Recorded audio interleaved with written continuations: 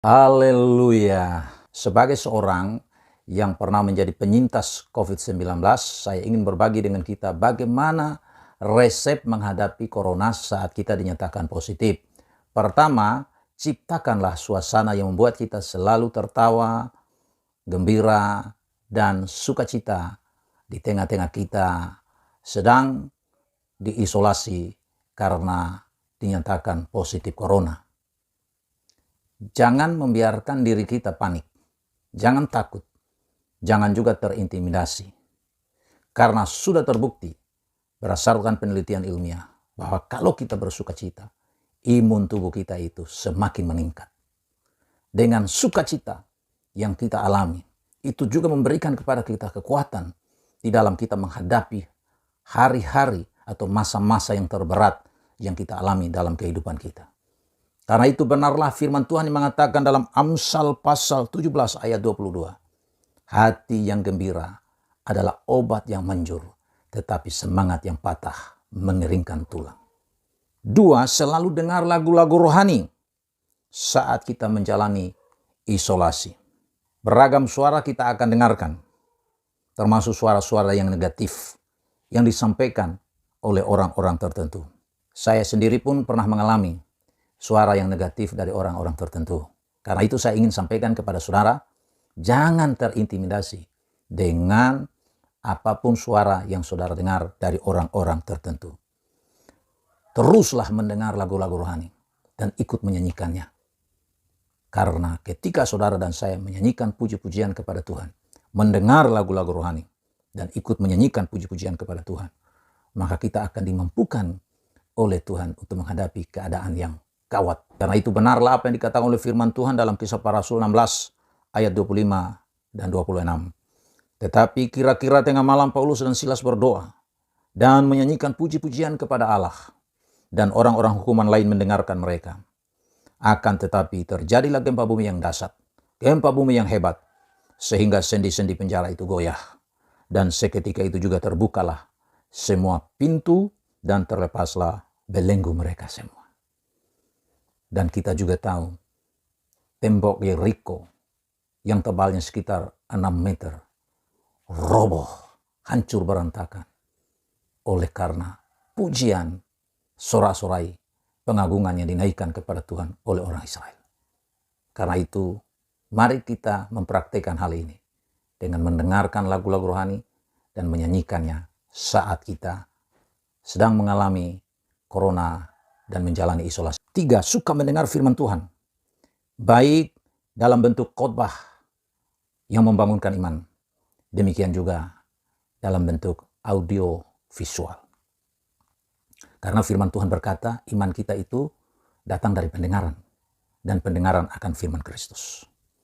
Dengan iman kita yang didasarkan pada firman Tuhan, maka dengan iman itu juga kita bisa berkata kepada gunung corona untuk beranjak ke dalam laut. Kalau kita yakin apa yang firman Tuhan katakan, dan atas dasar keyakinan, atas dasar iman pada firman Tuhan itu, maka saya percaya gunung corona itu akan beranjak dan tercampak ke dalam laut, meninggalkan tubuh kita, sehingga kita bisa mengalami mujizat Tuhan, kesembuhan dari Tuhan. Yang keempat, selalu berbagi pergumulan yang sedang kita hadapi kepada kawan-kawan seiman, agar dapat didukung dalam doa. Jangan ada di antara kita yang merasa diri superior, seolah-olah kita tidak butuhkan dukungan doa dari kawan-kawan seiman. Kita harus senantiasa belajar rendah hati, karena bukanlah suatu aib jika kita positif corona. Dan bukan juga sesuatu yang memalukan jika kita berbagi pergumulan kepada kawan-kawan kita seiman untuk kita didukung dalam doa. Paulus sebagai seorang rasul besar, dia juga membutuhkan dukungan doa dari jemaat yang dilayani. Seperti yang diungkapkan dalam Efesus 6 ayat 18 dan 19. Berdoalah setiap waktu di dalam roh, dan berjaga-jagalah di dalam doamu itu dengan permohonan yang tak putus-putusnya untuk segala orang kudus, juga untuk aku. Paulus meminta kepada jemaat yang ada di Efesus untuk berdoa juga bagi dia. Berarti walaupun dia seorang yang dipakai Tuhan dengan luar biasa, dia tetap dengan rendah hati meminta dukungan doa dari jemaat yang dilayani. Dan Rasul Yakobus pun memberikan nasihat kepada kita. Di dalam Yakobus pasal 5 ayat 16a. Karena itu hendaklah kamu saling mengaku dosamu dan saling mendoakan supaya kamu sembuh. Yang kelima, secara pribadi kita harus selalu berdoa dan berseru memohon pertolongan Tuhan dan belas kasihannya.